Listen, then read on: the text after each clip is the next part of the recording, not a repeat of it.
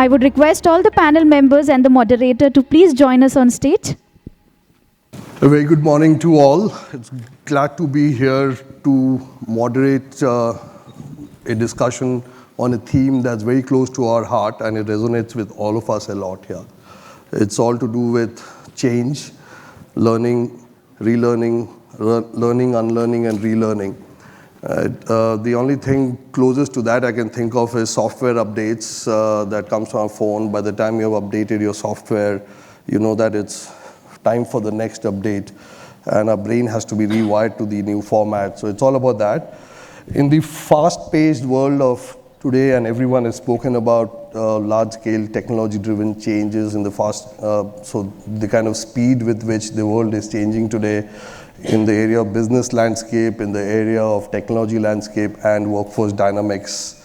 It's up to us as HR leaders and learning leaders in our organization to make sure we foster a culture within our organization that champions learning agility, that speaks about embracing change in a manner that people are open to the shift that are happening in the marketplace, and more often than not to be able to make sure that people are adaptive to change on a continuous basis.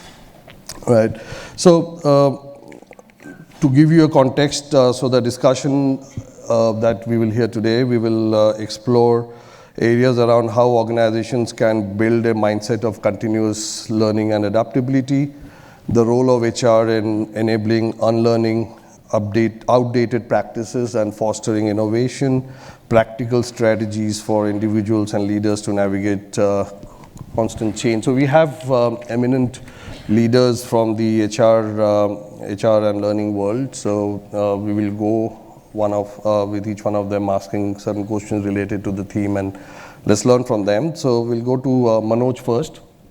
Manoj, you were also the first as we started the day here today. So I would start the other side now because I was the opening batsman earlier. So the first question for you, Manoj, how do organizations help employees recognize the need to unlearn outdated methods or skills? Yeah, so first of all, in principle, I don't think there is anything like unlearn, because you can only learn new things and you can't undo anything that you already know. It's just repurposing yourself to the new set of skills. So I would rather call it as a cross-skilling, if at all, if it's a completely new shift in terms of the technology that we want people to learn.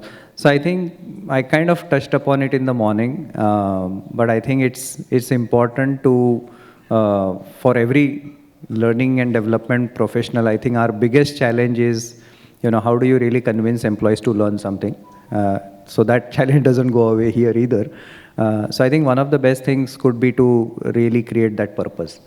And purpose actually solves many of the problems in terms of whether, someone feels either vulnerable or there is a, innate kind of urge to learn something completely new. And a lot of these things can be supported with a lot of data. Like, we hear a lot of speakers coming. There are analyst reports that are out there, which can also help us to really see what is the future, where the future skills are trending, what are the future roles, jobs will transition into new set of jobs and new competencies to be acquired. So I think, one way to kind of create that whole pull and need for people to transform themselves is to manage it as a change, as I said in the morning as well. Run it like a change management program, and also supplement that with a lot of data to really create that excitement around. Because just floating programs around doesn't really go anywhere. So I think it's very important to support any ask from HR or L&D with a lot of data. Show them the future, create that purpose. I think, people will grab those opportunities. Sure. Yeah, I think the pace of change really is catching up big time in everywhere. I think the only space where the pace of change is not so fast are HR policies. They don't change as fast as we would like them to, but that's the truth. Meanwhile, we have the privilege of having Robin Sharma with us, if you all didn't notice. So the next question goes to Robin. What strategies can leaders and L&D professionals use to reduce resistance to unlearning in a workforce that may be set in its old ways? Yeah. Morning all. Good morning. So I'm your partner in the opening, right? So and I completely agree with what you said. It is not about unlearning, it is about learning new things and new ways of actually doing things. And also to take a cue from where you started, the software update which happens in phones. So we are actually in that industry, wherein in our kind of stores, there are more than 3,000 stores, technology keeps on changing, and then everybody needs to upgrade themselves. See, few of the things, according to me, one is, as a leader and in L&D and HR, we need to create an environment first, which is safe for learning. As leaders, we should be okay that people will make mistakes till the time the intent is to learn, right? So we need to create that kind of atmosphere and give people space to learn, make mistakes, and then be perfect in that. During that, one of the most important thing is how do leaders, they communicate with the organization and the employees, right? That setting up of the why and the WIFM for the employees is very important, because what's in it for me, if the employee can't relate to that, I don't think so that acceptance to change can ever come in. Right? So that becomes very critical. Few more things that we have seen in our organization which works is also, if you take, and if there is some change which is happening, right, you're trying to do something new, seek inputs from the employees. They give you fantastic inputs. The other thing is also, then the resistance is also the least which comes in, because the inputs also comes in from the employees. To top it all, go steady. If you want to change the entire ecosystem, if you want to go full throttle, most of the time it doesn't work. So do incremental changes, because that is where you can see the results also happening, and people's adoption to new things of learning also is there. Last but not the least, now being in HR, I can also validate and vouch for it, is that you need to recognize and reward people, because till the time you don't do that and create success stories, the entire organization will not move in that way, right? Then you will have few learning champions or your champions who are there, but everyone will not be focused to that. So I'll give you if time permits, I'll give you a very classical example what happened. And during COVID, most of the organizations, they went through a transition. Ours also. Everything was shut. Nobody could move out, right? Shops were shut, malls were shut. But then suddenly there was a surge of demand of products, especially in laptops and mobiles, because now you remember, or MS Teams, everything started coming up, right? So the demand was there and people couldn't move out because of restrictions which were there. We couldn't open the stores because there was restrictions. People can't go to the stores. So what to do? There is a demand. You have the products, but you can't sell. So immediately there was a transitioning, and we used to also connect on Teams. So there was a thought that why don't we bring in store to people's home? So Correct. The video shop was the concept which started in our organization. So it's a new way of selling.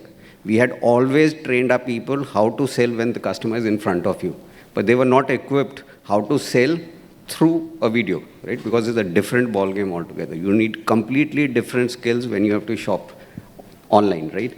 For a customer also, and more for the person who is demonstrating. So how do you keep the camera? How do you talk? How do you have your facial expressions?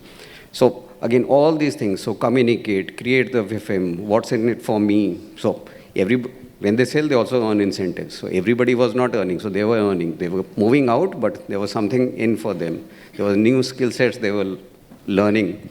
And it was an immense hit and success for us. It did wonders, but just one of the example if I can quote. Sure. I think it's a fantastic point to put out there, because there are two factors that play a lot of role in the way adoption happens in an organization and with people. One is culture. I think I'm a strong believer, and if your culture is not right, no amount of technology advancement can support an organization to adopt. The next one is the environment that you create within the organization for adoption. These two are important, and so that gives me a good segue into the next question for Swati.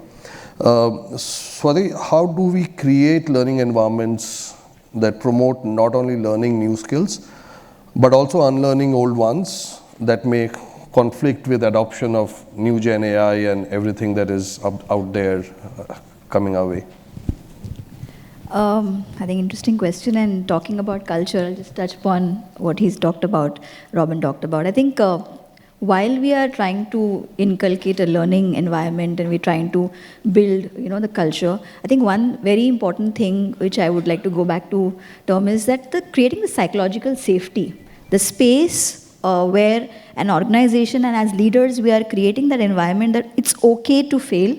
It's okay to try new things. It's okay to, and again, I come from that concept of what Manoj said, you don't unlearn something, but people are very scared of unlearning or relearning or learning new things because they feel, what if they fail? We are very averse to feedback, and feedback sometimes become very critical. We all know that, right? So I think psychological safety at leadership level, if an organization is able to build, that really goes down very well with the employees, that, no one is judging you if you're learning new skills. It's not like you have to be an expert on AI on the next day of what you start learning. You take mini steps at one time. I think, and I'll go back to Satya Nadella's, learn it all versus know it all mindset. I think that really he championed that very well in his organization. Microsoft really has seen the benefits of that. So that kind of a culture, if as a leadership team we are building, the organization, the employees are more averse to, are more open to go for learning any new skill. And in TechM, if I talk about, yes, we do a lot of, in fact, we have our own AI Academy as well, where we are kind of promoting people to go ahead and learn small nuggets of training and not really putting them as a caveat for in their KPI or their, success metric. But yes, that's something which is really building up very strong in the organization because they see the success after the, the learning intervention is done. Another point I'd like to pick up, and with respect to, especially in leadership levels, the millennial or the Gen Z is very okay with, new things coming up, they learn, automatically they'll go. But talking about leaders like us, right, 20, 25 years of experience, we think that we know it all, and we don't want to learn new things, and this is the way we've been doing things for so many years. Why should I learn AI? Why should I learn Copilot? Why should I go and ask ChatGPT, what do? I know it all, right? Now, a reverse mentoring psychology really works very well. I think we tried that in our organization in some pockets. In my team as well, I'll be very honest. So we had a team of, we have a team of fresh interns, new MTs who had joined us last year, about 10, 12 of them. And the rest of the team that I had was all senior folks, like, 20, 25 years, veterans, they know everything about L&D. Ask them everything and anything they know. But are they ready to adapt new technology? Are they ready to adapt new learning style? Are they ready to understand the audience and their requirement, what is happening right now? That is something when we had this reverse mentoring adapted in our environment, we understood that what is the Gen Z requirement? So with these new MTs coming along, having a lot of brainstorming sessions with them, learning how they are using AI to kind of integrate with their knowledge and with their learning, I think that really works very well. And then we use that as a case study of our unit, and then we went back to units and said, why don't you try it out? Great. There was a resistance, I'll be very honest, but the units which tried it out really worked very well. So I think these 2 points, I think it really we need to build a culture, and it goes top down. I think that's great. I picked up pertinently 2 points from what you said. One, of course, is about psychological safety. It's a big buzzword since the time of pandemic times, right? People have gone back to work, but for everything to happen, from them to adapt to everything that's coming their way, are they feeling safe enough to be able to do mistakes and learn and unlearn and stuff like that? One is psychological safety. The other one is about learning is no more one and done. Those days are gone away. Learning is all about journey. So it's a journey now. Right? So like Manoj also said, it's, unlearning is a word we use, but it's about continuous learning, not necessarily unlearning every time, but then be open to learning something that's coming our way. So psychological safety in an organization, again, is a cultural element. That also brings me to the next question for Soumya. What role do leadership, communication, and psychological safety play in supporting employees through the unlearning and relearning journey? No, thanks for the question, Niloy. And I think We've already had some discussion on psychological safety, so I just want to sort of build on that, because I feel that any time when we are talking about relearning or unlearning or any form of upskilling, it will always have an element of experimentation attached to it, trial and error, iterations, etc. And employees will not do that till the time they work in an ecosystem where they feel psychologically safe. So psychological safety definitely plays a very important role. And you also spoke about leadership and communication. And to that point, you were just alluding to the importance of lifelong learning right now. And if you see people who've had long and illustrious careers, inevitably, most of them are also lifelong learners. They are continuous learners. And most of these people are people who have or who would have worked very hard and consciously to continuously upskill themselves, reinvent themselves, and keep themselves relevant for the changing times. So the point that I'm trying to make is that, getting some of these leaders in the organization to talk about their personal journeys and their own lived experiences and anecdotes around how they have approached learning and how they have kept themselves relevant over their long and illustrious careers. When they come and share these stories and anecdotes with other people, with other employees, it sends a very, very powerful signal to the rest of the people in the organization. And this is a very simple yet powerful thing that we can do. It helps to create it helps to show that leaders are actually role modeling, lifelong learning. It also creates transparency and a sense of psychological safety amongst employees. And we've been leveraging this very simple thing in our organization. So every time we have any important learning event, like a learning day or a learning week that kicks off, or a leadership development journey that kicks off, we invite leaders to come and talk to participants about their own, lived experiences around those things. And we've seen that it works very well. It's highly relatable. So this is what I have to share. Awesome. And I particularly believe nothing like storytelling to drive internalizing learning, right? Again, I think it comes down to the belief systems and practices of an organization, but if that's encouraged, I think very beautifully said, leaders talking about their own experiences where other people learn in the format of storytelling. So moving on to Sharvari, again we are trying to build on the culture element here. What can organizations do to foster a culture where employees are not only encouraged to learn, but also to adapt to new practices continuously? So good morning, everyone. Before I answer that question on a lighter note, when a FedExian speaks with a DHLite and that to HR folks, we always grab eyeballs. But I think this is a safe environment here, since we have been talking about a safe environment continuously. Yeah, we ensured psychological so safety I for think ourselves. Psychological safety is there, so there's no issue in interacting. So coming back to your question, how to foster a culture to learn and unlearn, right, in an organization. So I think it's very, very important that we have this culture building within the organization, because only when we learn, unlearn is again an organic process like Robin and Manoj mentioned.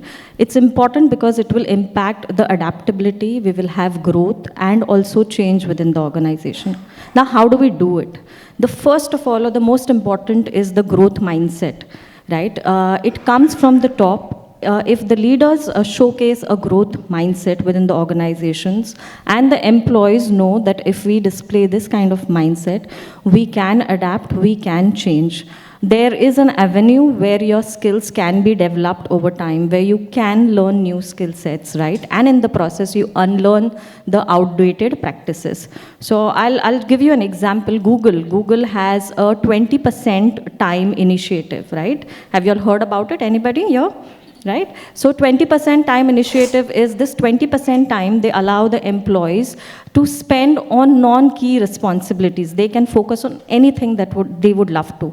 And this kind of initiative, a growth initiative, has brought into successful products like Gmail News, right? So this mindset is very important. The next thing what I feel to foster this culture is leading from the top, or the leadership being the role model. So if we talk about learning or unlearning, it is key that the leaders also display this quality.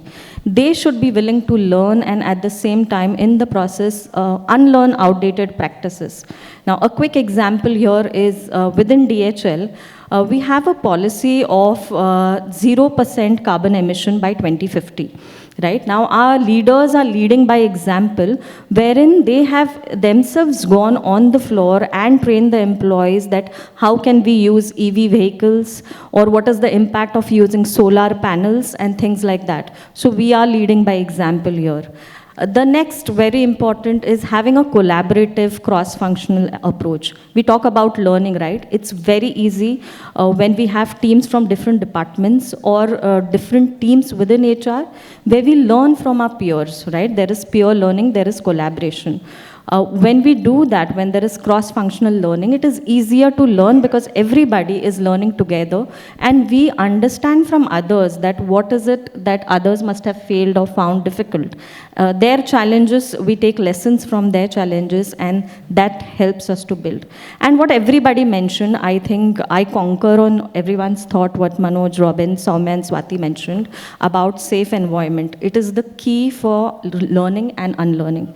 Because unless we don't feel, there is no fear of failure, I think we can try new initiatives, we can adapt well, and when there is no fear, we can change quickly. I think that's what I feel is important. Great. Again, you beautifully touched upon the importance of leader-led change practices, right, which are observed by the rest of the organization, and they adopt themselves to welcome all the change practices. That brings me to Abdul. Abdul, the question for you is, how can leaders ensure that learning becomes a proactive part of their daily workflow rather than reactive responses to disruption? Sure, Niloy, I represent the industry which sees frequent product disruptions and regulatory interventions are very frequent, and the need for training people becomes quite frequent. And to solve that proactively, the processes and the structure that we put in place helps a lot. Like creating learning as a ritual in the organization helps us a lot. For example, we have 70 trainers, a set of 70 trainers who are responsible to train around 10,000 plus employees. The reach cannot be scalable unless we don't create a process and structure in place. So first is training is as a ritual, like every Monday, all employees at a particular time will be getting trained, which will be self-learning as well as maybe through peer learning or other learning journeys that they complete. Second part of it is that also managers as a learning catalyst. So we are leveraging managers to be collaborating with the training teams to train their teams. It helps us to scale and also pass on learning quickly. Third thing which we encourage also as part of creating proactive learning environment is also peer learning, because people trust peers more than anyone else. So peer learning helps us. Integrating learning into day-to-day workplace is also which we experiment, like lot of time of our trainers used to be spent on solving business queries which used to come from field. So we created an app called Sales Genie where all sales queries are handled through that app. So we use technology also as a proactive approach so that the bandwidth of trainers is not used there, and also connecting learning with rewards as well helps us to bridge and create an environment of learning overall. Great. Again, you spoke about something that's very close to my heart as well. I personally believe as we move into the future, one big shift as a learning community that we're going to see that probably there will be no separate learning function in an organization. I don't see the need right away. I mean, even as of today, because learning is getting embedded into the organization, and that's how it got to happen. like you said, it's not just the responsibility of the learning team to drive learning, it's the responsibility of the leaders, of the managers, of people, anybody in people managers' role, and employees themselves. Right? So they will not be required a separate machinery to drive a learning agenda. So I think that will be a success factor for us. I think it's a great thing to wrap the conversation up here. What's really happening is, to summarize what everyone said, there are so many factors that are playing a role. Number one, it's not just about unlearning and relearning, but it's also about learning journey. So learning is a journey and not a destination, so it's a continuous process, number one. Number two, to have learning as a culture embedded in the organization, it starts with the leaders. So as people and leaders in HR and learning, how do we enable our leaders to develop those skill sets around experience sharing and storytelling and spread that across the organization? The third thing is about scale, right? It's not just about the people who are right in front of you, but what do you do in an organization to scale up in a manner that the last person standing in the line receives the same amount of exposure and experience and education. Right? So what do we do to be able to do that? How do we embed learning across the organization and make people responsible and accountable while we become the enablers of learning and not really the drivers of learning, so to say. So again, very cliched, but not so cliched as well. Change is the only constant, where the only place that I know where change is frowned upon is at home. The wife always says that you're not the same person that you were and you have changed. So that's not encouraging, but I think all of us at home or beyond home, I think the world is changing and that's driving us to change. So before we are driven to change, how do we help ourselves to change and enable our organization, our people to change? I think the crux lies there, and learning is constant, so is change. So thank you very much, ladies and gentlemen. Fantastic conversation, fantastic insight. I think platforms like this give us an opportunity to hear perspectives from different organizations and eminent leaders like you. So very privileged to moderate this conversation. Thank you. And thanks to the audience for being patient.